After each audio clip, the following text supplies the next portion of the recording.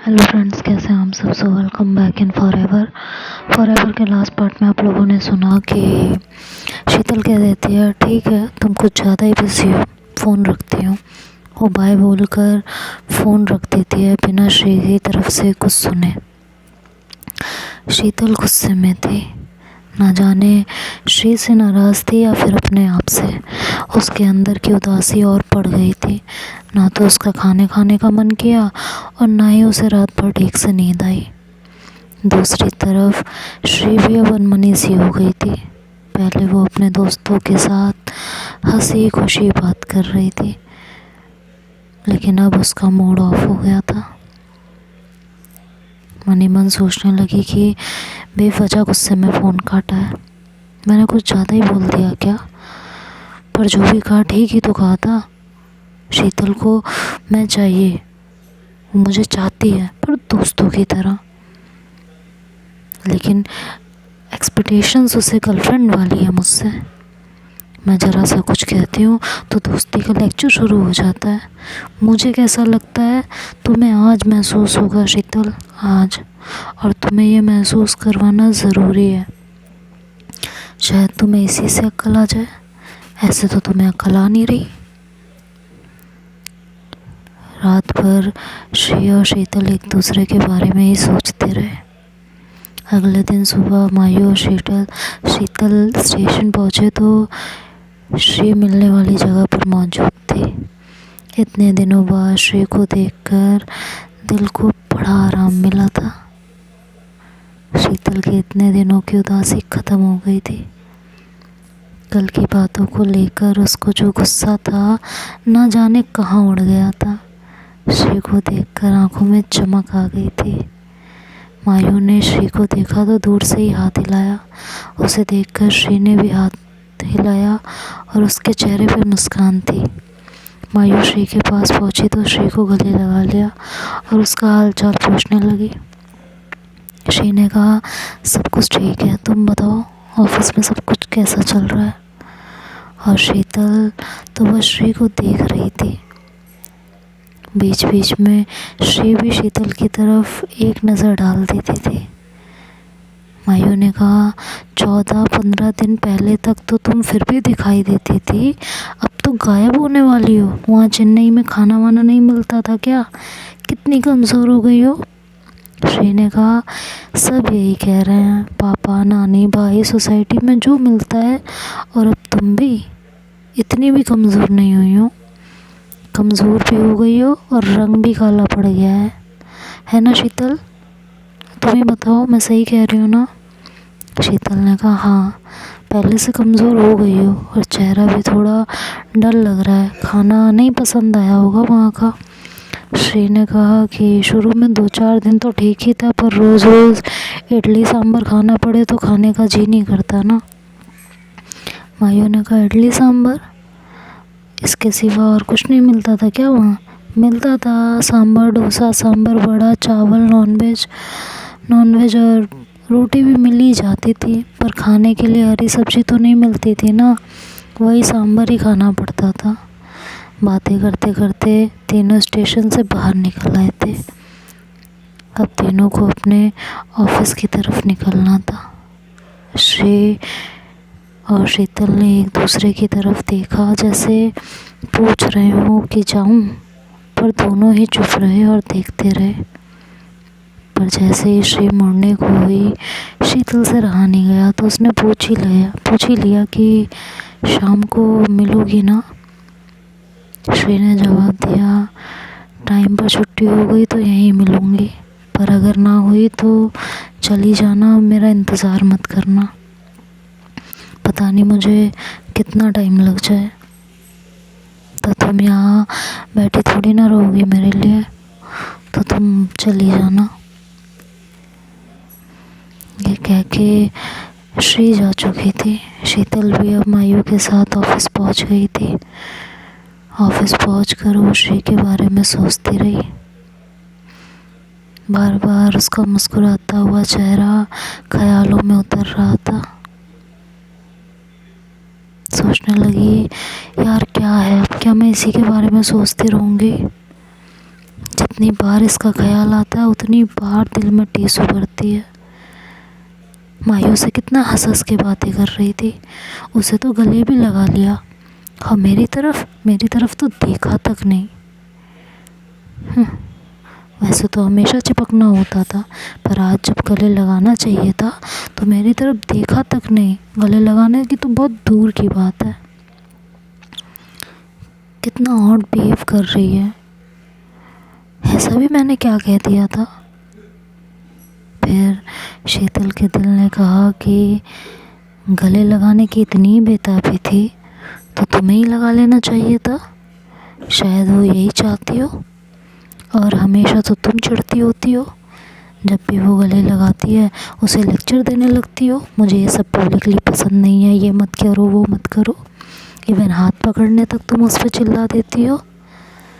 शायद यही सोचकर उसने तुम्हें गले ना लगाया हो। खुद ही तो सब कुछ बोलती हो, और अब जब उसने गले नहीं लगाया तो तुम्हें इतनी आफत होने लगी, तुम्हें इतनी परेशानी हो रही है। शीतल अपने दिल से कहने लगी कि हाँ, पर मायू को क्या ज़रूरत थी गले लगाने की, उसे भी ना लगाती। सारा दिन शीतल के दिमाग में यही सब चलता रहा। उसका दिमाग खराब होने लगा था ये सोच सोच कर। शाम को छुट्टी हुई तो शीतल स्टेशन पहुंची तो श्री नहीं थी। ट्रेन आई तो शीतल का जाने का मन नहीं था, पर श्री अभी आई नहीं थी और कोई आइडिया भी नहीं था कि वो कब आएगी। तो शीतल सोचने लगी कि जाऊं या रुकूं, उसका इंतज़ार करूं। तभी उसे बैठे हुए देख मायू ने पूछा, क्या हुआ, चलना नहीं है क्या? शीतल ने जवाब तो नहीं दिया, बस उसे देखती रही। मायू ने कहा कि श्री ने कहा था इंतज़ार मत करना, पता नहीं वो कब आए, उसे लेट भी हो सकता है, सुबह मिल लेना, अभी चलो। मायू की बात सुनकर शीतल ने कुछ देर कुछ सोचा और फिर वहाँ से चली गई। हॉस्टल में आके अपने बिस्तर पर लेटे हुए सोचने लगी कि श्री को फ़ोन कर लूँ क्या जाकर। एक बार कर लेती हूँ ना, नहीं रहने देती हूँ, कर लेती हूँ। एक बार बात हो जाएगी, नहीं यार रहने देती हूँ। फ़ोन पर कोई बात हो गई तो मूड और ख़राब हो जाएगा, और वैसे भी श्री अभी नाराज़ है। अच्छा होगा कि सुबह ही बात करूं, या हो सकता है श्री ही फ़ोन कर ले। ये सोचकर वो श्री को फ़ोन करने नहीं गई। इधर शीतल श्री के फ़ोन का इंतज़ार कर रही थी 9:45 पे कि श्री का फ़ोन शायद हॉस्टल के फ़ोन पे आए। जब 10 बज गए तो श्री का फ़ोन नहीं आया तो इरिटेट होके, फ्रस्ट्रेटेड होके वो अपने रूम में आ गई और शीतल खुद से कहने लगी कि ठीक है, नहीं आया होगा, काम में बिज़ी होगी, कोई बात नहीं, मत सोच इतना, कल सुबह मिल लेंगे। लेकिन खुद पे वो जितना काबू करने की कोशिश करती वो उतना ही बेकाबू होती जा रही थी। गुस्से और उदासी की मिक्स फीलिंग हो रही थी उसे। किसी तरह रात कटी करवट बदलते हुए। अगली सुबह स्टेशन पर श्री मौजूद थी। हाय हेलो के सिवाय दोनों में बात नहीं हुई थी। मायू भी अपने पटर पटर चालू थी और श्री उसी के साथ लगी हुई थी। स्टेशन के बाहर आकर तीनों अपनी अपनी ऑफिस की तरफ मुड़ लिए थे और शीतल श्री के इस बिहेवियर से बहुत ज़्यादा परेशान हो रही थी। वो मन ही मन सोचने लगी कि आखिर ये चाहती क्या है यार, जो वो चाहती है वो तुम्हें पता तो है। शीतल के दिल ने उसे समझाया। ये सोच के शीतल चुप हो गई थी। किसी तरह ऑफिस में काम निपटाते हुए श्री की यादों में शीतल का दिन कटा। दोनों शाम को स्टेशन पहुँचे तो श्री पहले से ही वहाँ थी। श्री ऑफिस के और लोगों को देखा तो जाकर उनसे बातें करने लगी और शीतल साइड में खड़ी हो उसका इंतज़ार करती रही। सोचने लगी कि शायद सबसे बात करने के बाद वो मेरे पास आएगी हमेशा की तरह, तब मैं इससे बात करती हूँ, तब इससे पूछूँगी। शीतल उसका इंतज़ार करती रही, लेकिन श्री अपनी बातों में मस्त थी। शीतल बार बार उसकी तरफ देखती, फिर घड़ी देखती। धीरे धीरे समय बीत रहा था। शीतल मन ही मन सोचने लगी कि यार ये क्या है, आ क्यों नहीं रही है, हद नहीं हो गई है बिल्कुल। टाइम होता जा रहा और ये अभी तक बातों में मस्त थी। वैसे तो आ जाती थी हमेशा मेरे पास। जब श्री की ट्रेन आने में 5 मिनट का समय रह गया, तब श्री शीतल के पास आई। आकर उसके पास खड़ी हुई उसे कुछ पल देखती रही। शीतल नीचे की तरफ देख रही थी। श्री ने कहा, कैसी हो? ठीक हूँ, तुम? मैं भी ठीक हूँ। आंटी की तबीयत कैसी है? ठीक है। कुछ देर चुप रहकर शीतल ने पूछा, ऑफिस कैसा है? ठीक है, अभी तो शुरुआत है, शुरुआत में तो सब अच्छा ही रहता है, धीरे धीरे पता चलता है कौन कैसा है। उसके बाद दोनों चुप हो गए थे। शीतल मन ही मन खुद पे कंट्रोल कर रही थी, लेकिन जब उससे नहीं रहा गया तो उसने आखिरकार पूछ ही लिया, कल फ़ोन नहीं किया तुमने? कब? अच्छा, रात को? तुम इंतज़ार कर रही थी क्या? शीतल ने श्री की तरफ देखा और कहा, बात तो हम दोनों के बीच यही हुई थी कि तुम रोज़ रात को 9:45 पर फ़ोन करोगी। श्री ने कहा, मुझे लगा मैं जब तक चेन्नई में हूँ तभी तक के लिए तुमने कहा है।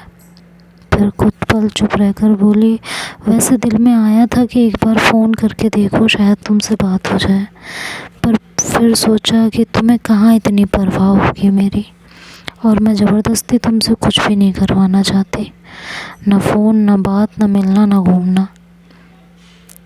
बस अगर तुम्हारा मन करे तो ही कुछ करना, नहीं तो कोई ज़रूरत नहीं है। शीतल ने श्री की तरफ देखा और कहा, मतलब मेरा अंदाज़ा सही था, तुम मुझे जानबूझ के इग्नोर कर रही हो। मैं इतनी देर से यहाँ तुम्हारा इंतज़ार कर रही हूँ, तुम वहाँ सबके साथ गप्पे मार रही थी। श्री ने कहा, हाँ, मैं तुमसे थोड़ा स्पेस ज़रूर रख रही हूँ, पर अभी मैं जानबूझ कर वहाँ नहीं खड़ी थी। वो लोग भी मेरे दोस्त हैं तुम्हारी तरह, तो मुझे उन्हें भी थोड़ा टाइम देना ही चाहिए। अच्छा, तो अब मैं बाकी सबकी तरह हो गई हूँ? हाँ, तुम्हें भी मैं अब अपने दोस्तों की तरह ही ट्रीट कर रही हूँ। तो बाकी सबके साथ भी तुम वैसे ही रहती हो जैसे मेरे साथ रहती हो? बाकी सबके साथ भी घूमने जाती हो? बाकी सब पर भी वैसे ही रौब जमाती हो जैसे मुझ पे? बाकी सबके साथ भी वैसी ज़बरदस्ती करती हो जैसे मुझसे करती हो? श्री ने कहा, नहीं, और तुम्हारे साथ भी अब करनी छोड़ दी। अब मैं बाकी सब की तरह तुम्हें ट्रीट करती हूँ, जैसे बाकी सब दोस्त हैं वैसे तुम भी हो। तुम्हें यही चाहिए था ना मुझसे, सिर्फ दोस्ती, तो वही कर रही हूँ। पहले मैं ये सब इसलिए करती थी क्योंकि पहले तुम दोस्त से कहीं ज़्यादा थी, मैं तुम्हें कुछ और मानती थी, पर तुमने कभी वैसा रिस्पॉन्स नहीं दिया, बार बार मना करती रही। तो मैं कब तक बेशर्मों की तरह तुम्हारे पीछे पड़े रहूं? तुम्हारे साथ हमेशा ज़बरदस्ती नहीं कर सकती ना, तो इसलिए स्पेस बढ़ा लिया। तुम दोस्ती से ज़्यादा कुछ दे नहीं सकती, मैं प्यार करना छोड़ नहीं सकती, इसलिए ये स्पेस ज़रूरी है। शीतल, अब मैं तुम्हारे पीछे नहीं पड़ूंगी। जब भी तुम्हें किसी दोस्त की ज़रूरत होगी मैं हाजिर रहूँगी, पर मुझे तुम दोस्त की तरह नहीं चाहिए हो, मेरे पास बहुत सारे दोस्त हैं। ये सारी बातें हुई तभी श्री की ट्रेन आ गई थी, तो वो बाय बोलकर अपनी ट्रेन में चढ़ गई थी। और इधर श्री की कही हुई बातें शीतल के दिल में किसी खंजर की तरह चुभ रही थी। तो देखते हैं अब आगे क्या होता है, ये नेक्स्ट पार्ट में सुनेंगे। तब तक के लिए बाय बाय, टेक केयर।